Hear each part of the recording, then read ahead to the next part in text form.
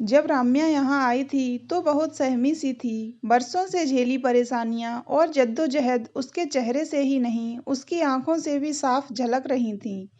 21-22 साल की होने के बावजूद उसे देख लगता था मानो परिपक्वता के कितने बसंत पार कर चुकी है। एक खौफ सदा उससे लिपटा रहता था, कोई उसके पास से भी गुजर जाए तो कांपने लगती थी। किसी का भी स्पर्श उसे डरा जाता और वह एक कोने में दुबक कर बैठ जाती। किसी से घुलना मिलना तो दूर, उसे बात तक करना पसंद नहीं था। न हंसती थी न मुस्कुराती थी, बस चेहरे पर सदा एक तटस्थता छाई रहती, मानो बेजान गुड़िया हो। मन के अंदर खालीपन हो तो खुशी किसी भी झिर्री से झांक तक नहीं पाती है। बहुत समय लगा उन्हें उसे यह एहसास कराने में कि वह यहाँ महफूज है और किसी भी तरह का अन्याय या जोर जबरदस्ती उसके साथ नहीं होगी। वह एक सुरक्षित जिंदगी यहाँ जी सकती है। बस एक बार काम में मन लगाने की बात है, फिर बीते दिनों के घाव अपने आप ही भरने लगेंगे। धीरे धीरे उनका प्यार और आश्वासन पाकर वह थोड़ी थोड़ी पिघलने लगी थी। कुछ शब्दों में भाव प्रकट करती, पर सिवाय उनके वह और किसी से बात करने से अभी भी डरती थी। खासकर अगर कोई पुरुष हो तो वह उनके पीछे आकर छुप जाती थी। उन्हें इस बात की तसल्ली थी कि वह उन पर भरोसा करने लगी है और इस तरह बरसों से उलझी उसकी जिंदगी की गांठों को खोलने में मदद मिलेगी। वैसे भी वह ज़्यादातर उनके ही कमरे में बैठी रहती थी, या वे जहाँ जाती वह उनके साथ ही रहने की कोशिश करती। जब भी पूछती, दामिनी यहाँ कैसा लग रहा है, तो वह कहती, ठीक लग रहा है, आप बहुत अच्छी हैं मीरा दी। आप जैसे लोग भी होते हैं क्या दुनिया में? पीछे छूटी मेरी जिंदगी में क्यों मुझे आप जैसा कोई नहीं मिला? यह कहकर उसकी आंखें छलछला जाती। मीरा उसकी पीठ थपथपाती तो उसके मायूस चेहरे पर तसल्ली बिखर जाती। मीरा दी, फैंसी स्टोर का मालिक आया है, उसे इस बार माल जल्दी और ज़्यादा चाहिए, आपके पास भेज दूं क्या? सोनिया ने आकर सूचना दी तो अपने ऑफिस में बैठी मीरा ने इशारे से उसे भेजने को कहा। नमस्ते मीरा मैडम, आपके एनजीओ में बनने वाला सामान हाथों हाथ बिक रहा है। लोग बहुत पसंद कर रहे हैं। आपने अपनी लड़कियों को खूब अच्छी ट्रेनिंग दी है, बहुत ही सफाई से हर चीज़ बनाती हैं। बेंत की टोकरियाँ, ग्रीटिंग कार्ड, मोमबत्ती, टेराकोटा और पेपर मैसी की वस्तुएं और अचार पापड़ बड़ी बनाने में तो वे माहिर ही हैं। सच कहूँ तो आपने इन बेसहारा समाज से सताई लड़कियों को सहारा तो दिया ही है, साथ ही एक लघु उद्योग भी कायम कर दिया है। बहुत पुण्य का काम कर रही हैं आप। पूरे बनारस में नाम है आपके इस संस्थान का। राम गोपाल लगातार मीरा की तारीफों के पुल बांध रहे थे। बस कीजिए राम गोपाल जी, यह तो सब इन लड़कियों की मेहनत है जो इतनी लगन से सारा काम करती हैं। दो बेसहारा लड़कियों को अपने घर में जब आसरा दिया था तो सोचा तक नहीं था कि कभी मैं इन बेसहारा लड़कियों के लिए कोई संस्था खोलूंगी। मेरी यही कोशिश रहती है कि जो भी लड़की मेरी इस मीरा कुटीर में आए वह स्वयं को सुरक्षित समझे और उसकी सही ढंग से देखभाल हो। वे जो भी बनाती हैं उसी की बिक्री से यह एनजीओ चल रहा है। अच्छा बताइए, क्या रिक्वायरमेंट है आपकी? राम गोपाल ने अपनी लिस्ट उनके आगे रख दी और उन्हें नमस्ते कर वहां से चला गया। राम गोपाल के जाने के बाद मीरा ने पहले जाकर रसोई घर की व्यवस्था देखी, फिर सफाई को जांचा। कच्चा सामान क्या चाहिए उसकी लिस्ट बनाई और वहां रहने वाली लड़कियों व महिलाओं को हिदायत दी कि माल बनाने में और तेजी लानी होगी। उसके बाद वे आराम करने के लिए अपने कमरे में जा ही रही थीं कि उनकी नज़र राम्या पर पड़ी। वह बहुत तन्मयता से बेंत की टोकरी बना रही थी। 2 महीने हो गए थे उसे यहाँ आए और धीरे धीरे उसने खुद को यहाँ के माहौल में ढालना शुरू कर दिया था। मीरा के कहने पर काम में दिल लगाने से उसके चेहरे पर हमेशा बने रहने वाले डर के चिन्ह थोड़े धुंधले पड़ने लगे थे। कमरे में आकर पलकें बंद करने के बावजूद मीरा राम्या के ही बारे में सोच रही थी। एक शाम जब वे घाट से गंगा आरती देखकर लौट रही थीं, तो उन्हें एक गली में वह भागती दिखाई दी थी। 3 आदमी उसके पीछे थे। गली थोड़ी सुनसान थी, पर वे तो बनारस की हर गली से परिचित थीं। बनारस में ही तो जन्म हुआ था उनका। अब तो 50 साल की हो गई हैं वे, फिर कैसे न पता होता हर रास्ता। पहले तो उन्हें लगा कि शोर मचाकर लोगों को बुलाना चाहिए, पर दिसंबर की ठंड में लोग जल्दी ही घरों में दुबक जाते हैं, ऐसा सोचकर वे एक मोड़ पर एक ऐसी जगह खड़ी हो गईं जहां से उन्हें कोई देख न सके। राम्या जब वहां से निकली तो उन्होंने फौरन उसका हाथ पकड़कर खींच लिया और वहीं बनी गौशाला में घुस गईं। अंधेरे में वे आदमी जान ही नहीं पाए कि राम्या कहाँ गायब हो गई। वह बुरी तरह से हाँफ रही थी, कपड़े फटे हुए थे और शरीर पर जगह-जगह चोटों के निशान थे। मुझे उन दुष्टों से बचा लीजिए, मैं वहाँ वापस नहीं जाना चाहती।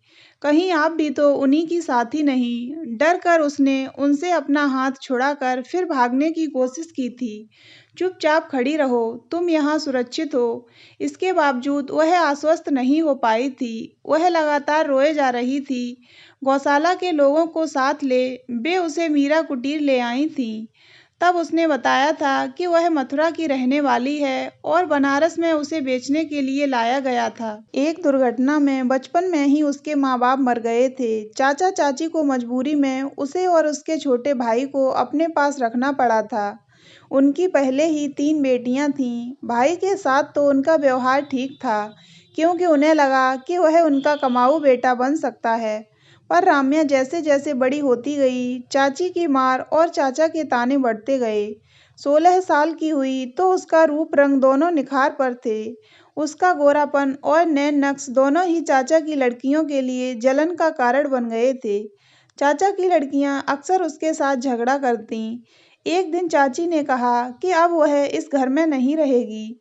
चाचा ने तब उसे एक आदमी को बेच दिया और तब से उसे जिस्म फरोशी के धंधे में धकेल दिया गया। यहाँ से वहाँ न जाने कितने शहरों में उसे बेचा गया। बनारस भी उसे बेचने के लिए ही लाया गया था, पर वह वहाँ से भाग निकली। मीरा के यहाँ जाने कितनी बेसहारा लड़कियां थीं, पर राम्या की मासूमियत ने उन्हें रुला दिया था। उसके सिर पर प्यार से हाथ फेरते हुए उन्होंने कहा था, अब यही तुम्हारा घर है। यहाँ तुम निश्चिंत होकर रह सकती हो। बस जो काम तुम्हें यहाँ सिखाए जाएंगे, उन्हें मेहनत से करोगी तो तुम्हारा मन लगा रहेगा। लेकिन कभी भी किसी से इस बात का जिक्र मत करना कि तुम जिस्म फरोशी के धंधे में थी। पता नहीं बाकी लोग इसे किस रूप में लें। मीरा को खुशी थी कि राम्या उनके यहाँ पूरी तरह से रचबस गई थी और अपनी पुरानी जिंदगी भुलाकर नए सिरे से जीने की कोशिश कर रही थी। हालांकि शुरुआत में उसे संभालना आसान नहीं था उनके लिए। उसके सबसे कटे-कटे रहने से मीरा कुटीर की बाकी लड़कियों ने उनसे कई बार शिकायत की थी, पर उन्होंने उन्हें राम्या को सहयोग व वक्त देने के लिए कहा था। तुम लोग उससे प्यार से बातें करोगे तो वह भी धीरे-धीरे हमारे इस परिवार का हिस्सा सा बन जाएगी। शुरू में तो तुम सभी को दिक्कत हुई थी अपने अतीत को भुलाकर इस नए जीवन को अपनाने में, और फिर हुआ भी ऐसा ही। 6 महीने बीतते-बीतते राम्या सबकी आंखों का तारा बन गई। उम्र में सबसे छोटी होने और अपने भोलेपन के कारण उसने सबका दिल जीत लिया। काम भी वह बहुत फुर्ती से करती, खाना तो इतना बढ़िया बनाती कि सबके स्वाद तंतु जागृत हो जाते।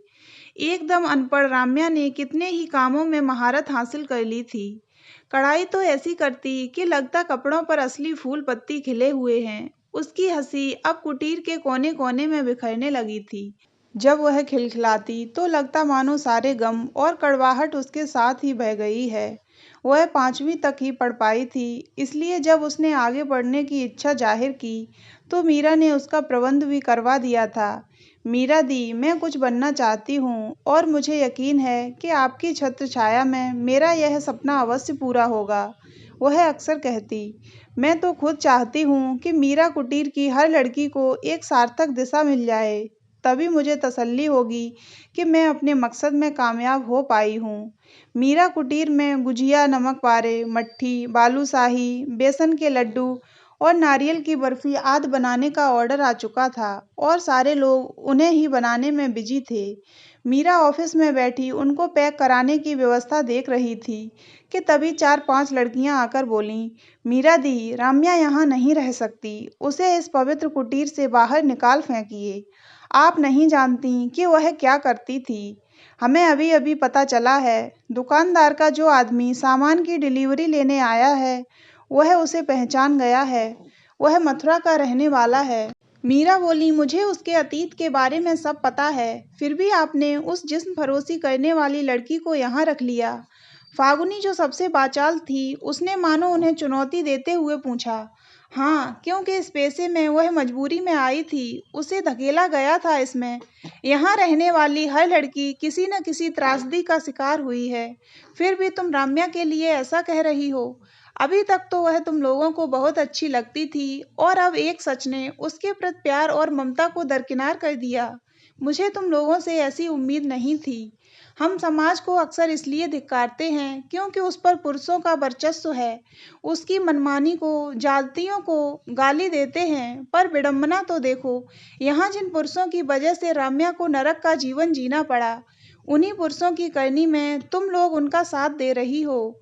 राम्या अपने उस नरकीय जीवन से निकलकर एक साफ सुथरी जिंदगी जीने के लिए जी तोड़ मेहनत कर रही है और तुम उसका विरोध कर रही हो। उसे यहाँ से निकालना चाहती हो ताकि फिर से कोई भेड़िया उसका सौदा करे।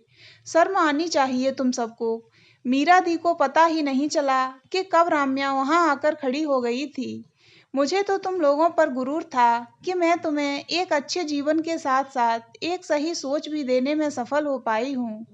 पर आज मुझे लग रहा है कि मेरी बरसों की तपस्या और मेहनत आज सब बेकार हो गई है। कोई सिर उठाकर इज्जत की जिंदगी जीना चाहता है तो हम ही लोग उसे नीचा दिखाने के रास्ते खोल देते हैं। पति के अन्याय से मुक्त होकर जब मैंने इस कुटीर को बनाया था तो संकल्प लिया था कि हर दुखियारी लड़की को पनाह देकर उसके जीवन को एक सार्थक दिशा दूंगी। दिन रात एक कर दिया मैंने इस प्रयास में, पर आज एक ही पल में तुम लोगों ने मुझे मेरी ही नज़रों में गिरा दिया। माफ कर दो मीरा दी हमें, फागुनी उनसे लिपटते हुए बोली। माफी तो तुम्हें राम्या से मांगनी चाहिए। अपने दिल के मैल उससे माफी मांग कर धो लो। फागुनी नम आंखों से राम्या से जाकर लिपट गई। फिर उसे न जाने क्या सूझा। उसने वहां पड़े सूखे गीले रंग जो वे पैकिंग की खूबसूरती बढ़ाने और पेंटिंग बनाने के लिए किया करती थीं, अपनी मुट्ठी में भर लिए। उसे देख बाकी लड़कियों ने भी ऐसा ही किया और सब मिलकर राम्या पर रंग छिड़कने लगीं, मानो यह उनका उससे माफी मांगने का तरीका हो। रंगों की बौछारों से या खुशी से राम्या के गाल आरक्त हो गए थे। उसे लगा कि आज उसे एक दिशा मिल गई है जिस पर चलकर वह अपने जीवन में आने वाले हर उतार चढ़ाव का अब आसानी से मुकाबला कर पाएगी। हर तरफ उड़ते प्यार और विश्वास के रंगों को देख मीरा दी को लगा कि वे सचमुच आज इन लड़कियों को एक सार्थक दिशा देने में सफल हो गई हैं। तो दोस्तों, अगर आपको ये कहानी अच्छी लगी हो तो वीडियो को लाइक करें और ऐसी ही अन्य कहानियाँ सुनने के लिए हमारे चैनल को सब्सक्राइब अवश्य करें।